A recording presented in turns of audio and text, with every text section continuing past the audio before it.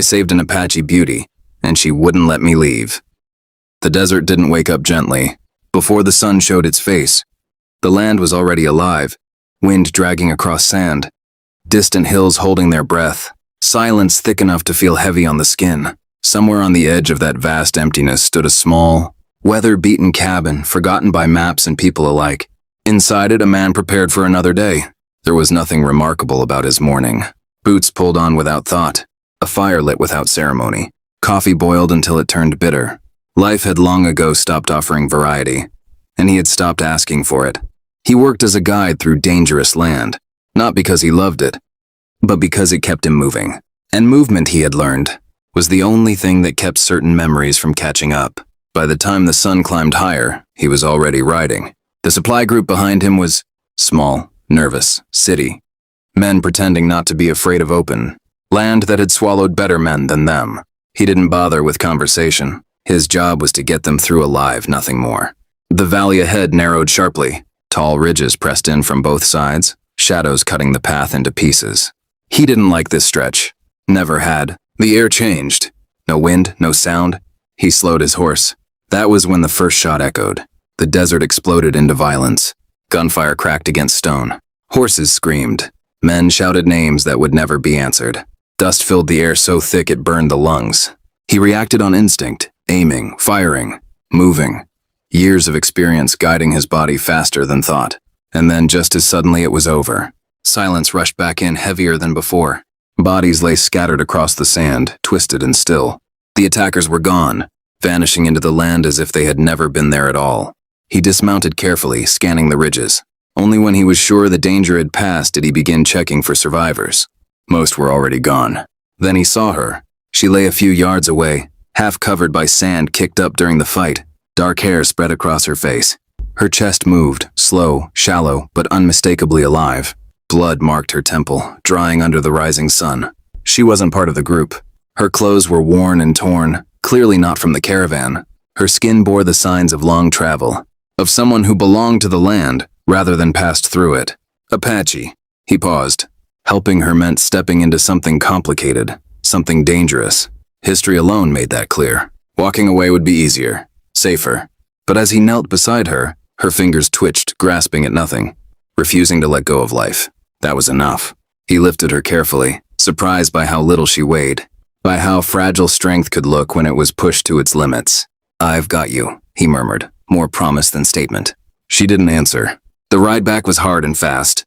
The sun bled red across the horizon as if the land itself remembered what had happened in that valley. He didn't stop until darkness forced him to. That night, a small fire burned against the cold. He cleaned her wounds with practiced hands, wrapped her head, gave her water when she stirred. She never fully woke, but she fought, breathing, shifting, refusing to slip away. He stayed awake the entire night, not because he was afraid she'd die, but because something about leaving her alone felt wrong. Just before dawn, as the sky began to pale, her eyes opened. Sharp, alert, instantly aware. She tried to move. "You're safe," he said quietly, holding her shoulders. Her hand found the revolver beside her with startling speed. The barrel lifted, shaking slightly, aimed directly at his chest. He didn't reach for his weapon. He didn't step back. He simply met her gaze and waited. The gun stayed trained on my chest for a long second, maybe two. Long enough for me to feel the weight of every choice that had brought me here. The desert was quiet again, holding its breath. Her hand trembled, but her eyes didn't. Slowly, deliberately, I raised both hands and eased the revolver away with 2 fingers. She let me. That alone told me how close she was to the edge between strength and exhaustion. "You could have walked away," she said. Her voice low, rough from thirst and pain. "I could have," I answered. "But I didn't." She studied my face as if looking for something hidden. Whatever she was searching for, she seemed to find it. At last, she lowered the gun and leaned back against the blanket. Breath shallow but steady. Her name was Ayana. She told me in pieces, between sips of water and long silences. Her people had been moving camp when they were attacked. She fought, she ran. She remembered falling and then waking, to firelight and a stranger who hadn't left her to die. The sun climbed higher as she rested. By afternoon, she could sit up. By evening, she could stand, though the effort left her pale and angry at her own weakness. "I will leave tomorrow," she said flatly. "You can't," I replied. "Not yet." Her eyes flashed. "I don't need your permission." "No," I said, calm. "You need time." She hated that answer. But she stayed. The days that followed weren't peaceful, but they were honest. She healed slowly, stubbornly. I hunted. She watched, learning my patterns. I cooked poorly. She laughed at that, the sound sudden and sharp like breaking ice. At night we shared the fire. Sometimes we spoke. Sometimes we didn't. Silence, I found, could mean many things. With her it didn't feel empty. One evening, as the sky burned deep orange, she asked, "Why are you here?" "Alone." I shrugged. "Work." "That's not an answer," she said. I stared into the fire. For a long moment I considered lying. Then I didn't. "I lost someone," I said. After that, staying alone felt easier. She nodded as if she understood more than I'd said. "You carry death like an old companion," she said softly. "But you are still breathing." The word struck deeper than she knew. Days turned into a rhythm. We walked the land together. She showed me plants I'd passed 100 times without noticing. I showed her the safest routes through the valley. Laughter came easier. So did trust. One morning I packed my gear.